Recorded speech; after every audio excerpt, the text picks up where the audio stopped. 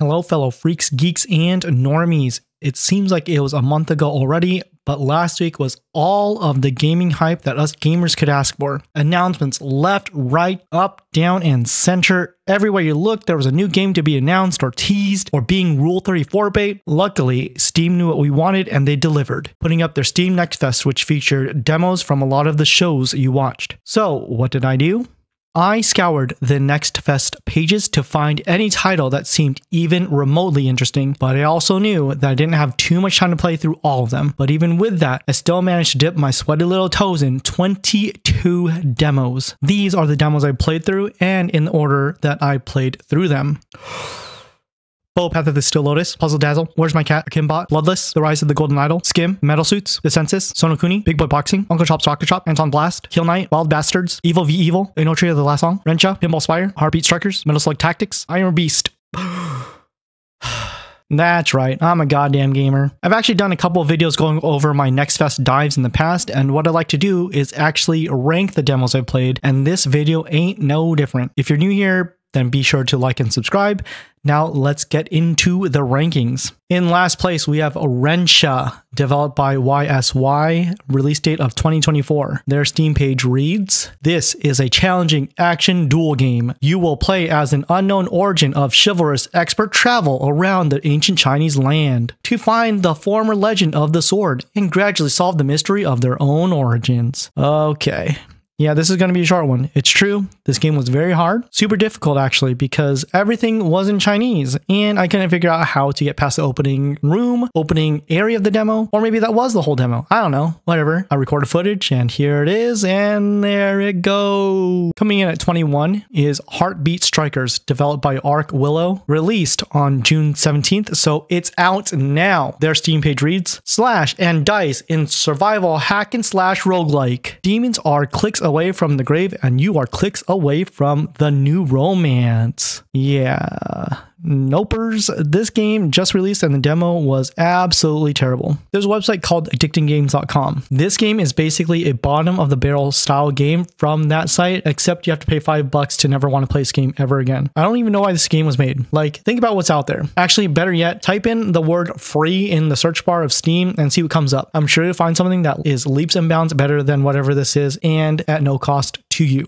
In 20th place, we have Puzzle Dazzle, developed by Smash Game Studios with the release date of coming soon. Their Steam page reads, "Match blocks." Wait, is it really that simple? Ha ha, gotcha. It seems simple, but the challengers are mind-bending. Can you match them, competing against the clock by planning your moves to create powerful combos? Join us in an immersive audio-visual experience crafted by our passionate team of... Like, I'm not kidding, it just ends there. It ends on "of," and then there's nothing after that. Anyway, not very fun. This is a game that has Luminous and Tetris vibes, but definitely inspired by Tetris Effect, especially with the first two stages and the backgrounds and the music that goes along with it. And the third stage song is like the Stranger Things arpeggio style song piece, whatever you want to call it. Yeah, so the music was okay-ish. The gameplay, though, was lacking. There's no feedback on anything, no sound for clearing lines or squares. Graphics in the back are a bit campy, but that can actually be used to their advantage. As a puzzle game, though, it's been done before and to a much greater degree. Obviously, it's a demo, so take it with a grain of salt. Overall, though, again, not really feeling this one. Getting into the teens now, at 19, we have The Census, developed by Berioski with a release date of coming soon. Their Steam page reads, "The Census is a Souls-like action RPG with challenging combat set in post-catastrophe diesel punk world. The player's goal is to reach the heart of the mysterious rift of the fallen star. It is necessary to stop the expansion and spread of the anomaly before it absorbs the whole world." No. Just no. I appreciate the attempt, but this feels like swimming in mud. For now, this has little to keep anyone engaged. The combat is floaty and feels like you're cutting through butter. When you get hit, there's almost no feedback. You do have a rifle actually, but it can get you into more trouble because apparently these enemies can jump like 40 feet and hit you. I spent 13 minutes in this world and tried to give it a shot, but knowing that there are so many other games out there, I had to give this a pretty swift pass. Rank 18 is Where Is My Cat? Developed by Aged Immortals, released release date of Q3 2024. Their Steam page reads, Where is My Cat is a horror shooter game where you play as a janitor in an abandoned medical school and spend your days looking for your missing cat. So this game does have a very simple premise. At the beginning of each level, you do get a randomized weapon and you just search each room for your cat, which just look like it's a collectible. It's not like a moving cat. It's just a floating golden aura'd cat just spinning around in the same spot. It does add some suspense since it is a one-hit kill. And then if you do that, then you have to restart to day one. And because you don't know what's behind each door, you may be ill-equipped to deal with it. Sounds fine on paper, but weapons don't really feel like they pack a punch, and there's little feedback on when you do kill an enemy. You don't really feel anything for finding the cat either. It just happens, and then on to the next day and do the same thing, just check more doors. So I'm going to be doing something a little bit different here, sort of. Everything I mentioned up until now, those were the F or D tier demos. So these next few will be the C tier demos, starting with number 17, which is Evil v Evil, developed by Toadman Interactive, release date of July 16th, 2024. Their Steam page reads, Live out your ultimate vampire power fantasy as you carve, bite, and shoot a path through evil in this action-packed, bloodthirsty co-op shooter. Yeah, it was okay. It's like a less polished version of Left 4 Dead. I did play on the story difficulty, which is the easiest. So maybe when you're on a higher difficulty, there are different enemies. I'm not sure. But regardless, the gunplay was a bit lacking and the level design wasn't super great. The enemies were pretty lackluster too, but maybe I'm just not a vampire person. I don't know. There was a lady who was talking the whole way through who wanted you to care about the story, but I didn't really care too much about it at all. In the demo, you can play as 3 different vampires, all different abilities, but they all more or less felt the same, or at least they were similar enough that I didn't care what was going on or what powers I had. This is supposed to be a co-op shooter, but I don't imagine any of my friends thinking this will be worth the money. At 16, we have Skim, developed by, I'm going to ruin this by the way, Ewood van der Wolf, Ewood van der Werf, and Niels Slijkerman.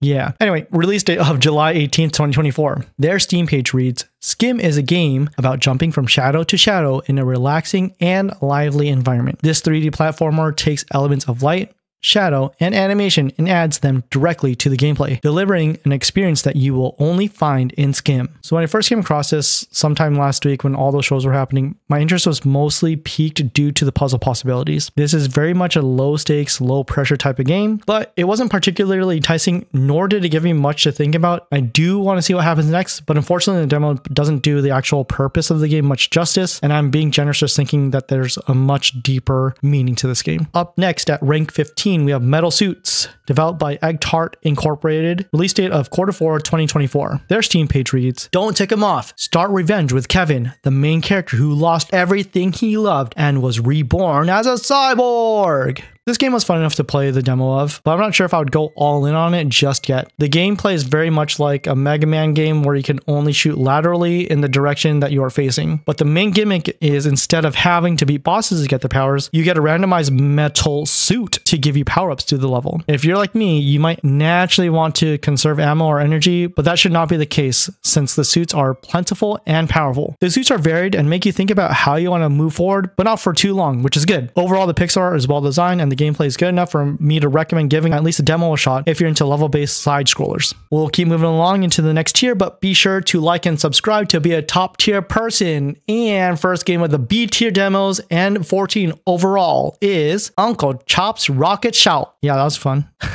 Developed by Beard Envy. Release date of November 2024. Their Steam page reads, Come on down to Uncle Chop's Rocket Shop for all roguelite spaceship repair simulation needs. Warning, untested genre not suitable for people with tentacles for arms or an aversion to dying horrifically. Side effects include improved reading comprehension under pressure and a furry fetish. Yeah, I just wanted to do that because I think that's how like you're supposed to be reading this, because if you look at the art for it, it's like very Hick-like. I don't know, Southern, whatever. While I kind of get the appeal of this sort of game, it actually reminds me of work. Like this is something I do in real life. Like I gamify my tasks so it doesn't feel so much like work. I don't want to play a game and like still have to deal with shitty customers or other people's bullshit If you're into this sort of thing, then it does work well. It's definitely a game where if you cross your T's and dot your I's, then you can feel some sort of accomplishment. They have two modes, frantic fixing and focused fixing. Frantic fixing were easier jobs that could be done quickly, but you're on time limit, and focused fixing was a mode where the job could be a little bit more difficult, but you have unlimited time to complete the repair. I myself picked focused fixing, where it rewards attention to detail. They give you a whole ass handbook to have you reference through the jobs to make sure you're, again, crossing your T's and dotting your I's. And out of the 6 jobs I did them perfectly. So I don't know how it feels to do a crappy job. It's cool that all of these different parts work together like this, but I would rather have less instruction and more freedom. Obviously, this is a demo and looks like there's a bit of a roguelike aspect to it, but this gameplay loop, while clean and accurate, it honestly just does not appeal to me.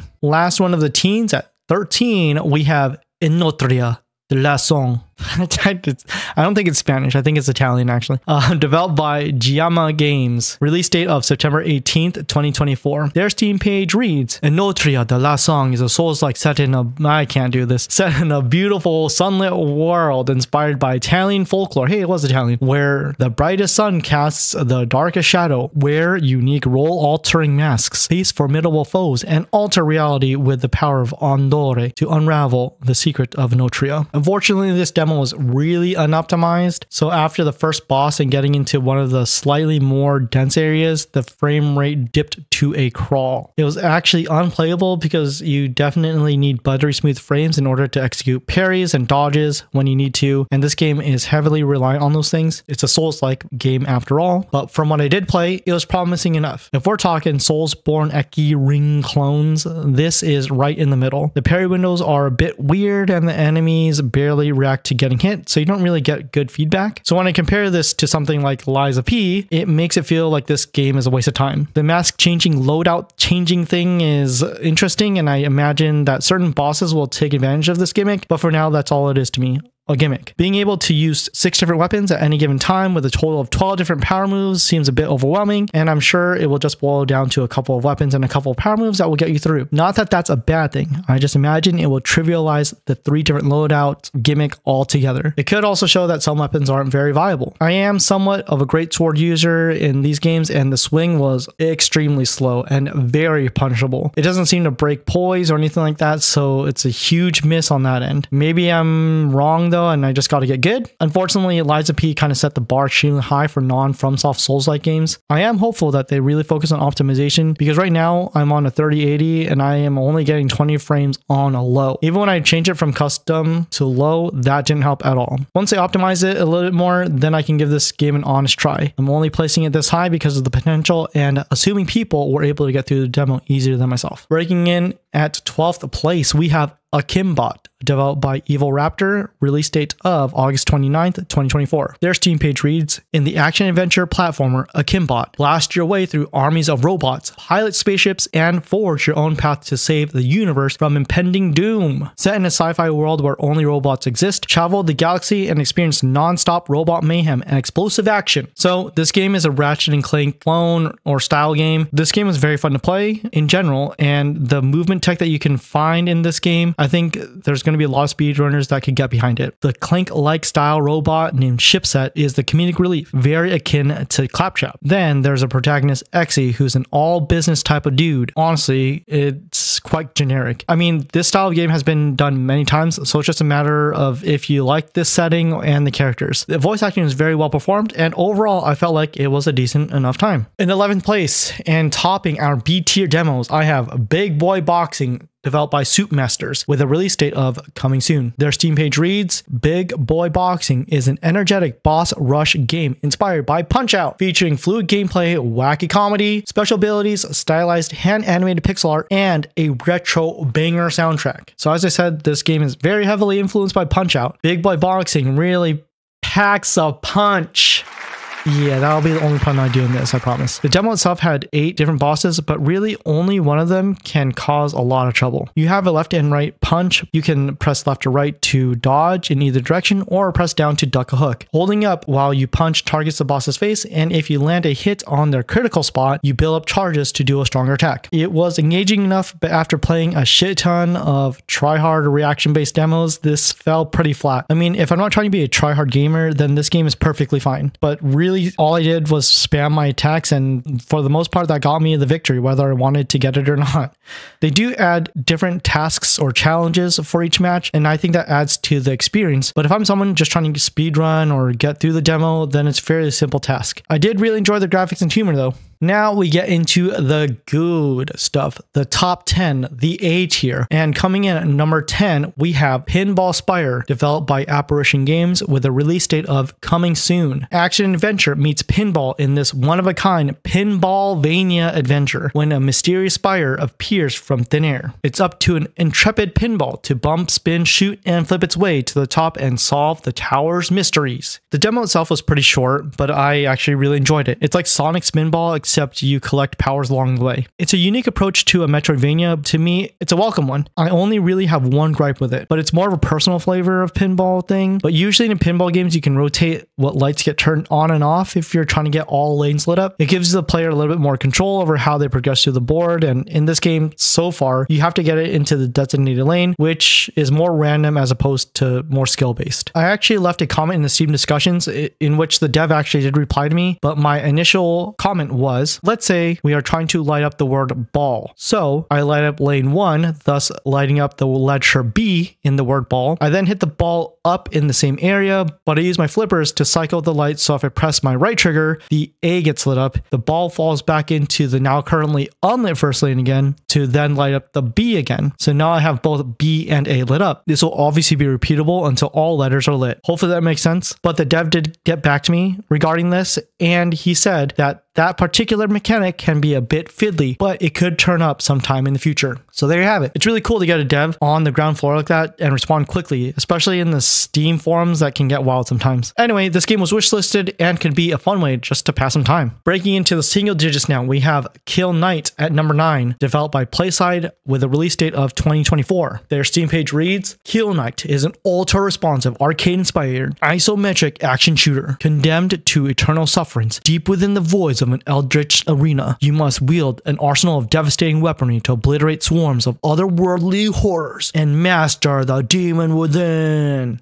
Hot damn. If you like hardcore arcade style score chasing games and are comfortable with bullet hell and the stress that comes with that, then this game is for you. If you haven't played games like Hyper Demon or Devil Daggers, first, what the fuck are you doing? And second, if you do like that sort of gameplay loop, then you will also like this sort of gameplay loop. Now, whether or not you like the actual gameplay will be something else. In my 30 minutes with this game though, I was instantly hooked. And the only reason why I stopped at 30 minutes is because I knew I already liked the gameplay loop, and already decided I'm going to at least wishlist it to boost its reach as much as I can. It is a twin stick shooter that has kind of a lot going on. For instance, it has an active reload like Gears of War, but it has 3 versions of it. You can either reload just your pistols, your melee attack to gain secondary ammo, or absorb energy for a powered up attack. Even just thinking about it now, I realized I didn't even utilize my sword's power up attack. Anyway, as you finish a run, you do get some sort of currency to spend on different weapons, but I was getting maybe like 50 or so of this whatever currency it is, and these other weapons cost like 2,500. I'll commit to that when the game actually releases, but man, it is actually a bit overwhelming. But I do imagine that once you get the controls and movement down, you'll feel like a god. Coming in at 8th place, we have Anton Blast, developed by Summit Sphere, release date of November 12th, 2024.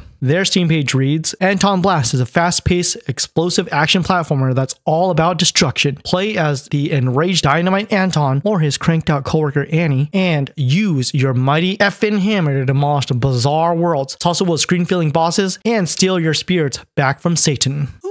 What a wild ride this game is. I feel like this is the side-scrolling version of Mullet Magic, where there's just a lot of stuff going on, and you might feel like you need to spam movement, but maybe taking things a little bit more methodical and a little bit slower is the actual better option. Part of it is that you have enough movement options to feel that you have high player agency to decide how you want to traverse the world. You can hammer away at stuff, or you can slide or dive bomb on enemies or collectibles. It's overall just a good time. The screen shake is adjustable adjustable, so if you feel overwhelmed by what's going on screen, you can actually manage that a little bit by toning down the screen shake. What's really nice though is that each movement option or move that you do really has nice feedback. When you break a box, there's just enough to make you feel weighty, but since your character moves so fast, you don't really have time to think about if it was weighty or not because you just bulldoze through it. The destruction feels good, and the poker chips or whatever they are that you collect have a really nice ding to them as you collect them. Overall, I very much enjoyed this and wishlisted it to maybe pick it up on the day it drops. In 7th place, we have Metal Slug Tactics, developed by Lakeir Studio, release date of Q4 2024. Their Steam page reads, Metal Slug makes an explosive return. Dive into this dynamic tactical RPG with a roguelite thrill and experience the iconic run and gun action of the original series redefined. Grab your weapons,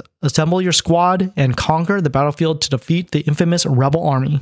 Wow, am I bad at tactics games. That didn't stop me from having fun with this demo though. It has the same charisma that the other Metal Slug games have, but this time in a tactics form. When someone on the field dies, they give those classic Metal Slug dying cries. The gameplay seems deep enough to keep tactics fans mostly happy. So to be completely honest, I didn't complete this demo, but from what I did see, it seems that they put a lot of thought into the depth and upgrade paths for your units. Each unit can level up and get different passives, and not only that, as you are on tour, you can get upgrades throughout that run as well. That's where the roguelite aspect comes into play, because on one run I opted to give one of my units vampirism, and on another run I opted to give another unit a larger clip size for their special weapon. I know I'm not doing a good job of explaining this, but I do highly recommend you give this game a shot if you are even remotely interested in tactic style games. Plus the music is really good, so it's hard to pass it up just based on that. Now for the last of the A tier demos, and at number 5 we have I Am Your Beast, developed by Strange Scaffold, release date of August 15th 2024. Their Steam page reads, hunt the military-industrial complex across stylish comic book micro sandboxes in this fast-paced, covert revenge thriller FPS from the developers of El Paso Elsewhere. This demo was pretty damn fun. It's a level-based shooter where sometimes you have to collect items to complete the level or kill all the enemies. At least those were the two scenarios that were presented in this demo, but in this demo you play as a character who seems to be done dirty by his recent missions. You then just go on a killing spree and basically kill everything in sight because life is just that messed up, I guess. There are a handful of mechanics that allow for a high ceiling of skill expression. For example, you can empty clip on somebody, throw the empty gun at somebody else, they'll then get knocked back and lose their weapon, you catch that shit out of the midair and start blasting. Another thing you can do is kick someone, stomp their face in, then jump into a tree, stomp on somebody else's head to explode them into smithereens. Yeah, it's violent, but it's very fun. I highly recommend giving this a shot if you can.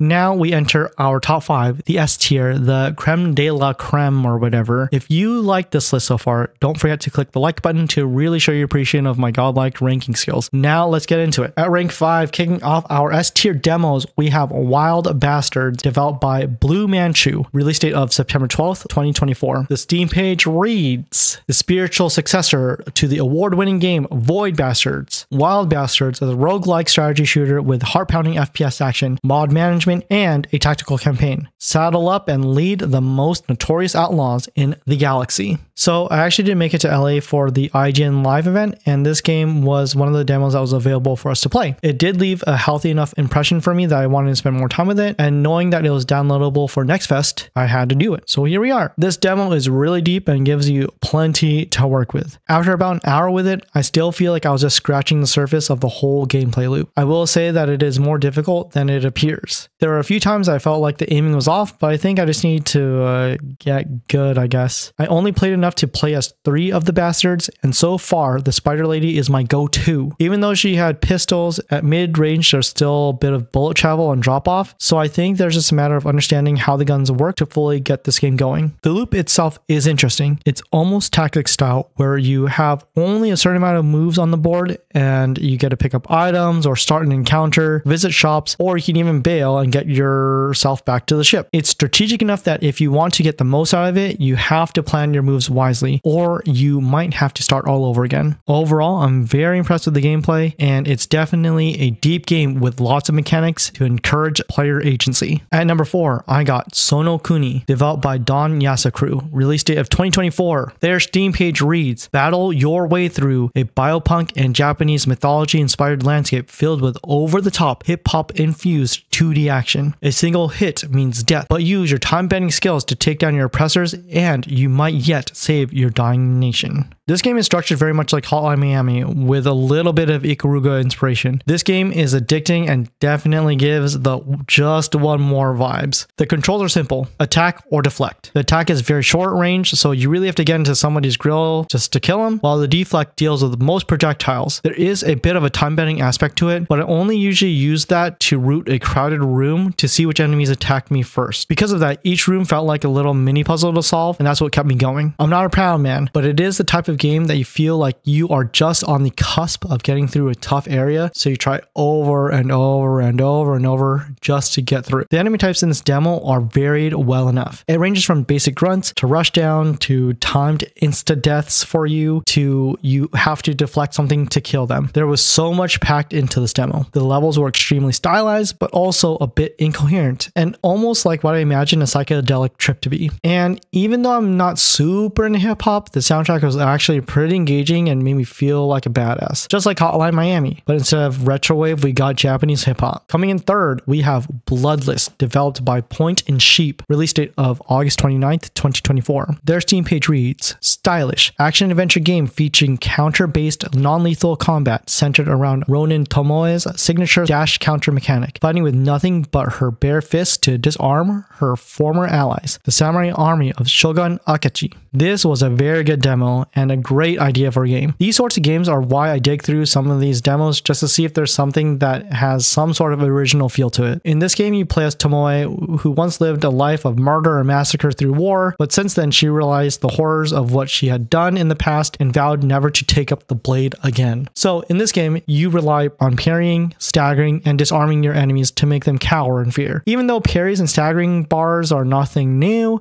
combining these ideas into this game's main mechanics makes it feel fresh. The gameplay is tight and refined, and the enemy types were sneaky difficult. Some of them will try and attack you right before they run away, and that usually got me because I'm a dum-dum. In this game, instead of it being a one-hit kill, you have 3 hits until you have to go back to your last checkpoint. So it's not as punishing as something like Hotline Miami or even most Souls games because there's not much to lose. I thoroughly enjoyed this demo and I can't wait to pick it up in late August. In second place, my silver medalist, the runner-up, is Bow, Path of the Teal Lotus, developed by Squid Shock Studios, Christopher Stair, and Trevor Youngquist. Release date of July 17th, 2024. Their Steam page reads, flow gracefully through a colorful, hand-drawn 2.5D action platformer inspired by Japanese folklore. Engage in acrobatic aerial combat, unlock powerful mystical abilities, and explore an interconnected world of myth as you seek to unravel the mysteries of your origin. If you played Ori or Hollow Knight and enjoyed those games, then I can almost guarantee you will enjoy this game. The visuals are striking and clean, and the movement is smooth. This feels like it will be a Metroidvania that will win people over and definitely hold them over until, you know,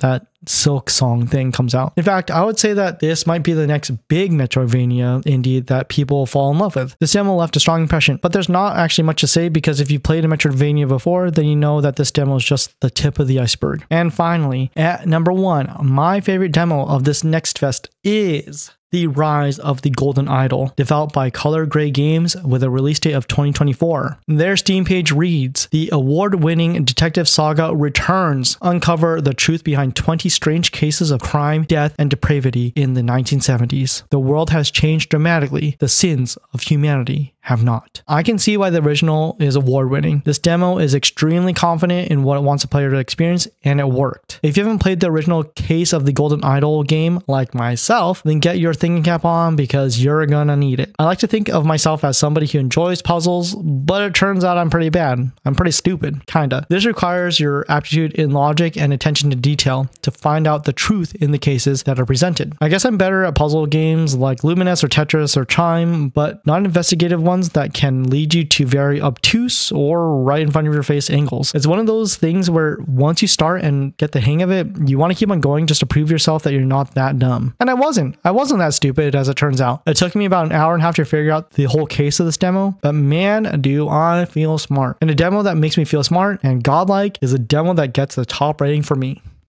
Holy freak on a leash, man. What a week of treasure hunting during this past Next Fest. I definitely found some duds, but the gold that you can find is actually insane. Like, that was just a small sample of what's out there, and this whole experience was free. I didn't even spend time on the games that wanted more out of you, like Kill Knight or Wild Bastards. If any of the B and higher tier demos are available still, I can't encourage you enough to download and play through one that you may have found interesting in this video. Anyway, if you like this content, please like and subscribe. If not, hit the thumbs down button and tell me how wrong I am with the rankings. Regardless, leave a comment down below of what demo tickled your fancy this Next Fest, or what demo I played that you might put on your radar. Thanks for watching, and I'll see y'all in the next one.